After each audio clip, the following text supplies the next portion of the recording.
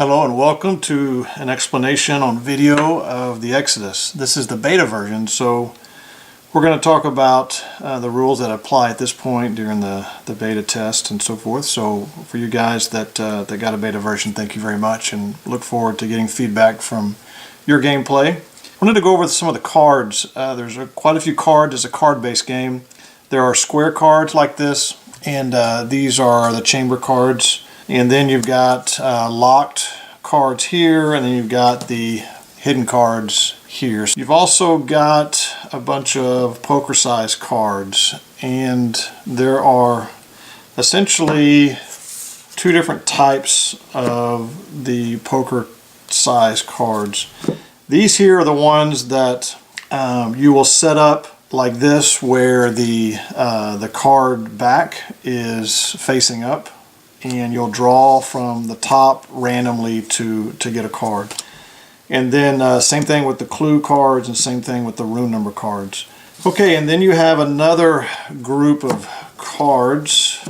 The colors are very similar, but you really don't play with these looking at the backs of them. You actually play with them with the face up. So you have the key cards here, and they have keys here. So when you set up the game, you'll actually lay them out like this, because you're not going to draw a random card out of the keys. You're going to shuffle through to get the key that you're looking for and then hand it to the player that's obtained that key. Same thing with the exit code. They have numbers here. There's 2 of each number, so 2 1s all the way through 6s. And then you have the largest stack, which is the treasure card. So you have 5s and you have 1s. The next one is the enhancement cards. And so these are the same way. You can play up to 6 players, so 2 to 6 players. So there are 6 of each of these. Obviously this isn't going to be in the middle of your table. You'll take these decks and then you're going to set them off to the side, because you're going to need a large table to play this game. So like your dining room table, something like that, and then start the game in the middle, and then it'll work its way outward. Alright, so the game starts off with the first number 1 chamber room card, and that's here. Number 1, it's gold in color. You have red for the exit room, and then all the rest of them are this beige color right here. They're all very, very similar. So these are the other chamber rooms here, and all of these are considered chamber rooms. This one specifically is the exit room, and so it has a little red door right here, and that's the door where you exit the castles. And so room number 1 will be the first one that you start with. So you're going to place that in the middle of the table. And then you're going to take the exit room card and you're going to shuffle it in with all the rest of the cards. Alright, so you shuffle those up, and then you're going to set those over with the rest of the cards, and you'll draw from that. You're also, by the way, going to shuffle some other cards. The cards that you draw off the top that I talked about earlier, the room number cards, you need to shuffle all of these. Shuffle the clue cards. There's only 11 clue cards. And you need to shuffle these as well. So expendables, clues, room numbers, and your chamber cards. You need to shuffle the locked room cards and the hidden cards. You've got some other pieces here. If you got a bag. So you've got a pawn for 6 players, just 6 colors. 5 white dice here. And you've got 2 red dice. So those will also come into play. And then you have 10 tokens. So the tokens represent enhancements and tunnels. So a tunnel, or a secret tunnel, would travel from one room to another. So the red tunnel would go from this room over to this room. And so those two go together. The yellow tunnel, and those will go together as well. So there can be 2 secret tunnels in the game. And here you have tokens that correspond to the enhancements. So water and water. Alright, so winning the game, once the castle has been laid out, eventually the exit room, which we shuffled in here, we've got the exit room, so it's the red one.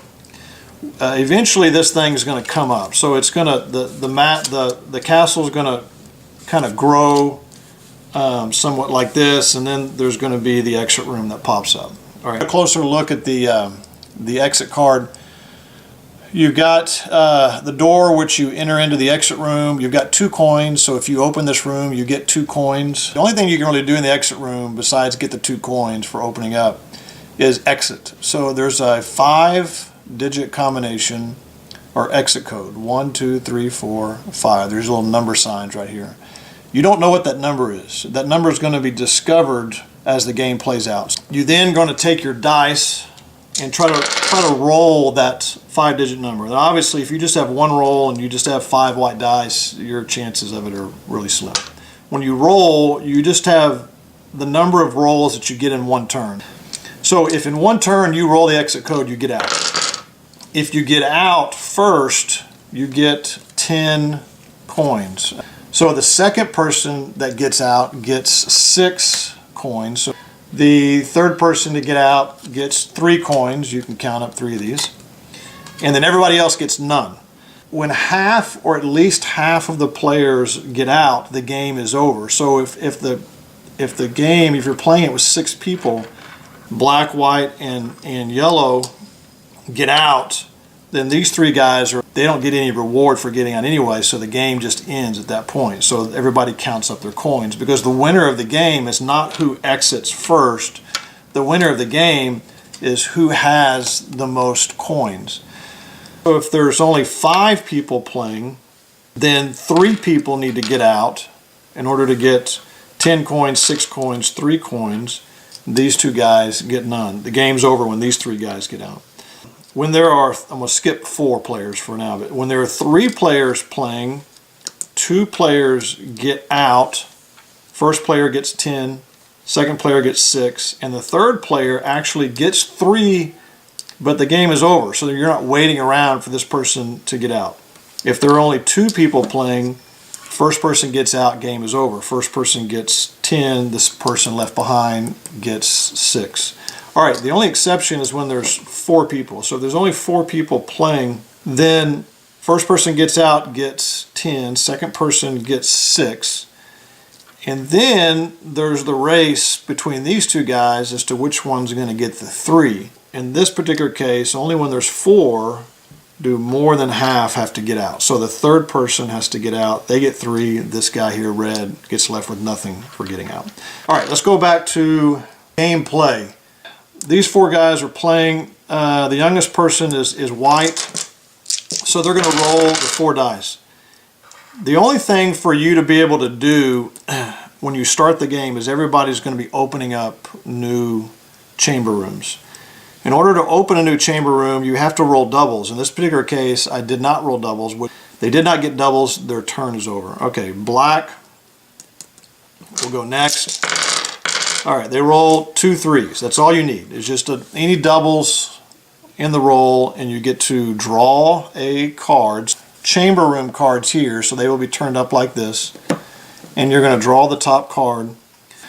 All right, there's 2 objects in the room. There's the coin, and then there's the magnifying glass. We're going to talk about those things in a second. The first thing you need to look at is these doorways. So this is actually called a closed doorway when it doesn't connect anything. So when it connects to another doorway on a card next to it, like this here, now this becomes an open doorway. And when I mean open, that means you can travel through that without having to roll the dice. So you can travel through the game without having to roll the dice. The dice are really used for just 2 things. One is to open new rooms, and then the last thing is to get out of the castle. And they can put the card on any opening. They do not have to designate which opening they're going to go through and connect the other room before they roll the dice. They can roll the dice first. Actually, they can even draw the card, look at it, orientate it, and put it in where it best fits them. To open a new room, and they enter the room. Anytime you open a new room, you get the items in that room. In this particular case, they have 1 coin, so they get a coin. And then with the magnifying glass designates an expendable. And there's a magnifying glass on it, and so you're going to draw the top card. The expendable cards are used for different either advantages in the game or to find hidden rooms. There's 2 stages to your turn. So the first stage is moving, but you don't have to move. You can just perform an action. The second stage is performing an action. Wherever you are when you roll the dice, that's where you're supposed to open the room. Now sometimes people forget to move first. So when you play the game, it depends on how strict you want to be. Green rolled 2 5s. I'm going to draw a card. It's got 3 doors, but one of the doors is a locked door. So this locked door has a symbol by it. And so the locked door is associated with the locked rooms, but there's a symbol. That symbol corresponds with a key. I need to figure out how I need to orientate this. I cannot attach it like that because that's the locked door. So there's some rules in setting up rooms or connecting rooms. And you can orientate the card any angle you'd like, as long as these closed doorways connect together to form one open doorway like this, all right? So green opens it up and they move into the room. They get 1 coin here, but there is a clue on the wall. If you'll look right here, there's a dark sign on the wall, all right? When you see that dark sign, that's a clue. So it's like a clue written on the wall. All right, so you draw the clue. The clues provide the location for enhancements. They also give you clues to hidden coins and to the secret tunnels. Every time you draw a clue, you're also going to be drawing a room number, but the instructions are written on there for you. So now you know you have the clue to the water. So then what you're going to do is you're going to draw a room number card, so that you shuffle these as well. You draw the top one, so that's room number 3. The thing you want to do is you want to keep these together. All right, so the water in room number 3. When room number 3 comes up in the game, you can go to room number 3 and get the water. At the beginning of the game, you can move through 3 open doorways. So that's an open doorway, so that would be 1. But then, of course, there's no other open doorways. If there were more, I could go 1, 2, 3, and then I can perform an action at that point. 5s, which obviously accounts for doubles, so I draw a chamber card. However, when we play this game, this is going to work out in a lot of different directions. If for some reason I draw a card and it doesn't work because of different restrictions here, in this case it works. But there may be cases in which it just doesn't work because of adjacent rooms or reserve spaces, which we're going to talk about in a second. What you do is you take this card and you put it at the bottom of the pile and you draw another one. If there isn't any more cards or none of the cards left work, then you don't get to open a room. It's no longer your turn. You pass the dice on, or the play moves on to the next person. That doesn't happen. I'm going to place this card here. They go into here. They're going to get an expendable. They're going to get a coin. And now it goes back to white's turn. White's turn. If white, pair of 2s, they're going to draw the next card. All right, here we go. So I enter this room here. I'm going to get a coin because I have a coin in the corner. But there's to be careful about how I place these rooms here. All right, I talked about reserved spaces earlier. The space on the other side of a locked room is always reserved. In other words, you cannot put another card there. That card, the only card that can go there is this locked room card. Now, there are 8 locked rooms in the game. For instance, I could not place this card like this because this locked room would share a space, which is not legal to do in the game. In this case, I can place it here. White goes here. So let's say white gets around again. They roll their dice again. They get 2 5s. They get a card. Now they have to use this one here or this one here. But they can't use this one because this is the locked door. So they can't actually use this one, because if I put it there, that blocks and puts a card in this reserved space, so I can't put a card there. I have to put a card here. So what your player turn again is moving and then performing an action. So red, at the beginning of their turn, I want to open the door over here. I just like this, where this one's going. So I go 1, 2, 3. That would be the end of my move. And then at this point here, I roll. then I draw a card. So now I get to move into actually a fourth time, but my move here is associated with my action, which is opening a new room. So I get to go into that one, I get coins. Now this is good that this card came up right here, room 31. There's one enhancement that's permanent in one of the rooms. All of the other enhancements, like what you saw earlier, the water being in room 3, the water will change, and all the other enhancements change every game. This one's going to be in room 3. It's not going to be in 3 until 3 comes up on the board, so you have to wait for it, but it always changes. The extra water, which is these 2 water jugs here, they're always in room 31.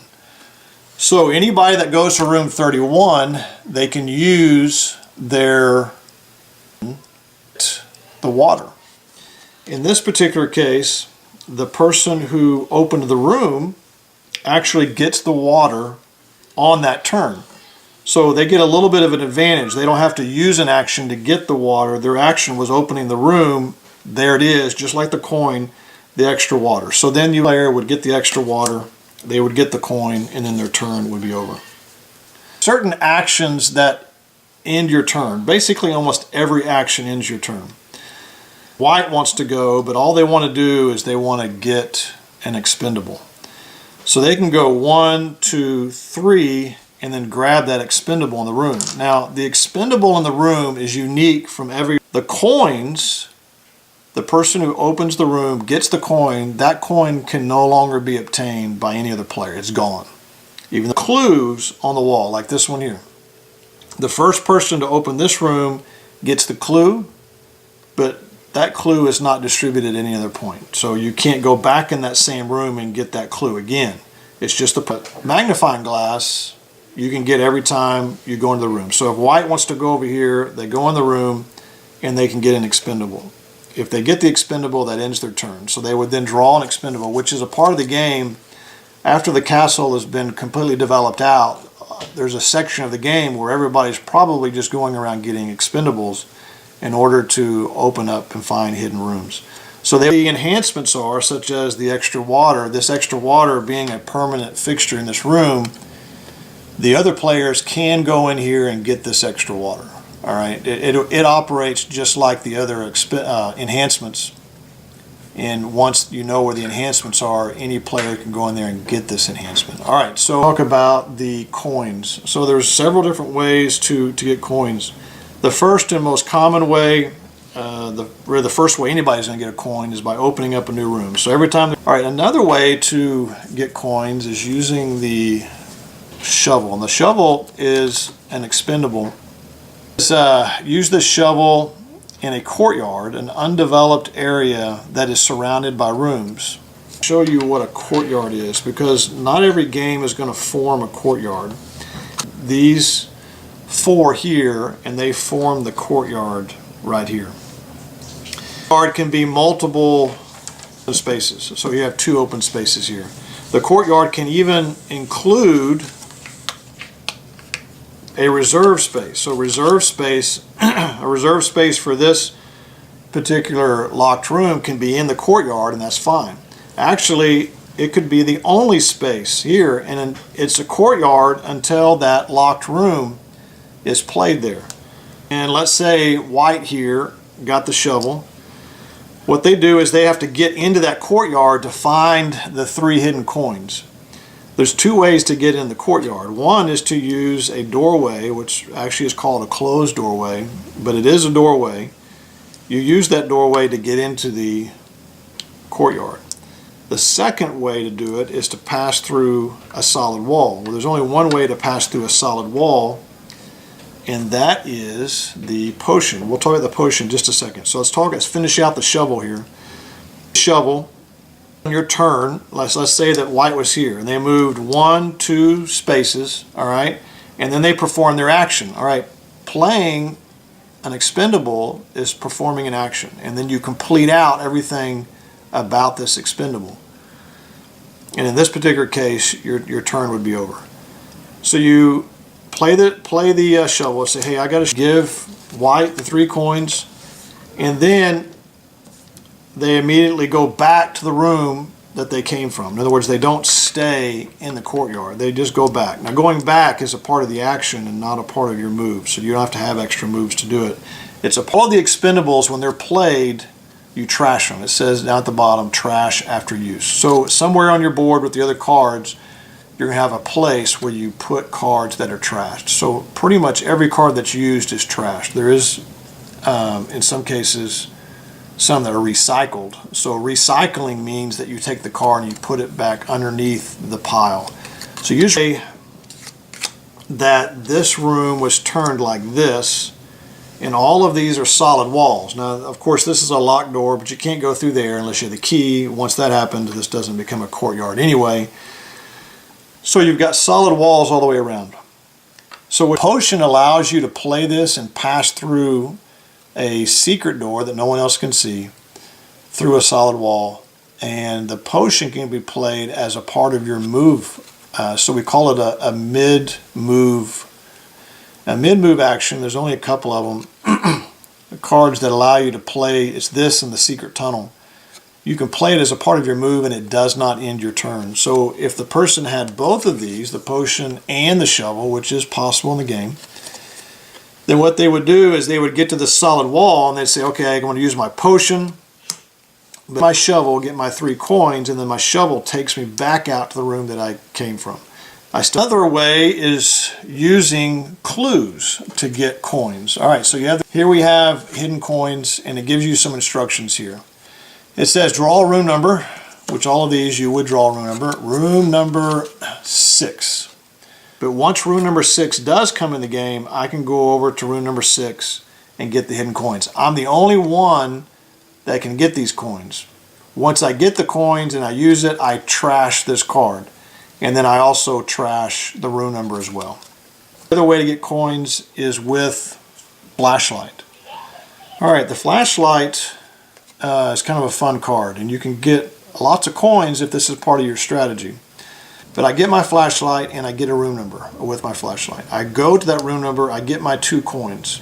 I recycle the room number and I draw another room number 15. All right, that's part of playing the flashlight. I can do all that as part of my action.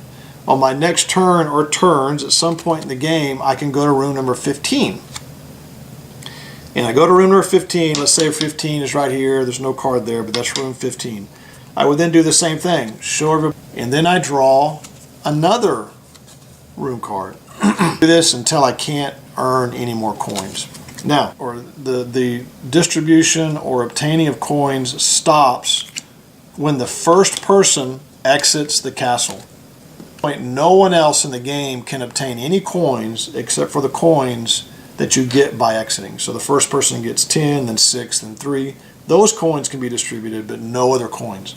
So it puts the expendables are actually pairs of things.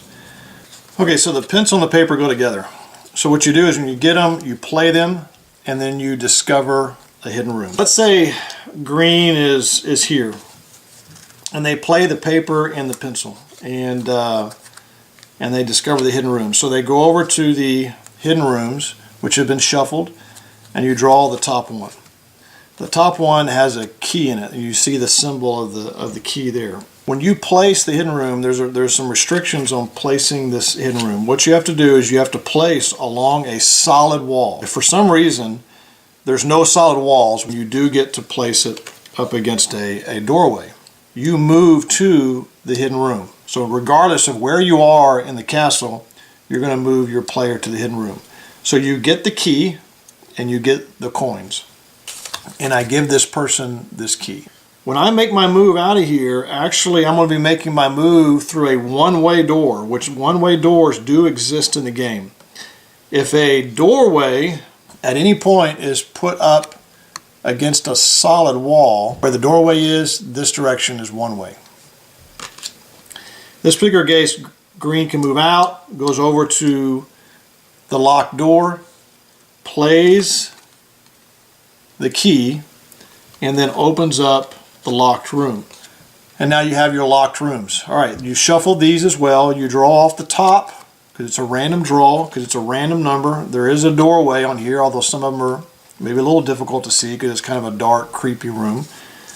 You place it here, it's number 1. You get the coins, and then you also get the number 1. You take this key, you trash it, and you're going to get a number 1.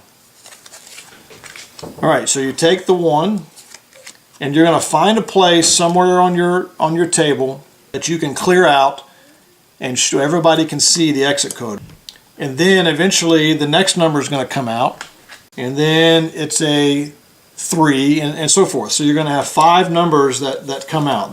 Once all 5 of those numbers come out and they're revealed, you can now make it to the exit. Alright, let's talk a little bit about one more expendable. Dynamite's kind of unique. Here's a case here. So white finds itself out here in this room number 26 here, and they can't put a room there because that's reserved for there. There's no other doorways to do anything with, but they happen to have the dynamite card. So instead of spending a turn going backwards until they eventually get back to a room where they can form a new room, they decide, hey, I'm going to use the dynamite and I'm going to blow up the room that I'm in. So they say, I've got dynamite, I'm going to blow up this room. So they blow up room 26. You do not trash, you never trash a room card. So you always recycle these. And as long as there are rooms, I can't use the dynamite if there's not another room to draw. But if there's another chamber room, I draw it. Alright, so I draw this room here. This actually helps me out. That now puts me in this room. The new room I just opened, I get the coin with it, and I get the expendable. And then eventually, and then the next turn I can make a new room after that. So in the secret tunnel, which is one of the clues, there's 2 secret tunnel cards. So you can form 2 secret tunnels. The secret tunnel tells you to take 2 room cards. So in this case, I've drawn room 24 and room 27.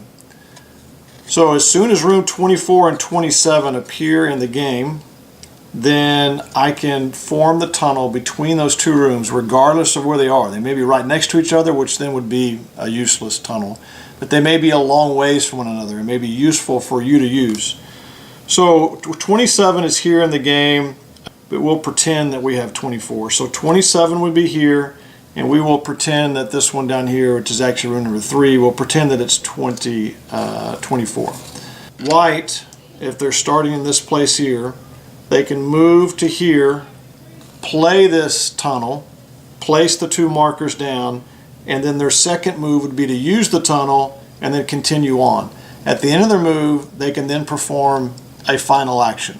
So in this case, you're actually performing 2 actions, and that's the same thing with the potion as well. It's a part of the move process. A person who's using the tunnel, let's say white here, they would have 1 move to here, and then 1 move across to here. So that would be 2 moves, and then 3, and then so forth. Okay, let's talk a little bit more about enhancements. For example, on the note. So it says draw a number, and you go to room 21. And then this person, the red, will get a note. So then you take the tokens here. So this token is the note token here. Looks like the note that matches this here. And you're going to place this in room 21. So now all of the other players in the game can also go to room 21, use their action turn to get the note as well. The note only applies at the exit of the game, or rolling the exit code. So let's assume you've got 5 dice here and you're going to roll for the exit code. The note says you can take one of the needed numbers, so let's assume the number 5 is a part of the exit number. Before you roll, you take the die, you put it on 5, you set it aside, and then you take the other 4 and then roll the code with that. But one of the numbers is already set aside, you take a die, set aside. That's what the advantage that the note gives you. The extra water gives you the ability to roll 2 dice an extra time. We have dice here, and I roll, if I have the water, extra water, I can get 2 dice, and then I can roll them a second time, and I match all these up, and these are my 5 dice. But to use the extra water, I first must have the water. So water is the same thing as extra water. It allows you to roll 2 dice again. Now with the water and the extra water together, it means you can take 4 dice and roll them again. Or you can take 1 die and roll it 4 times. So you have the map and you have the compass.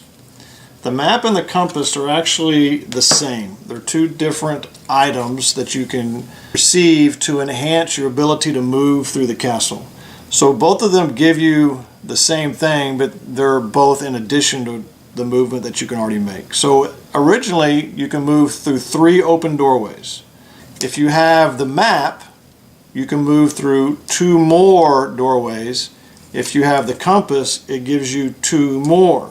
Will give you the ability to move to the castle a lot faster than just 3 doorways at a time. Food's real simple.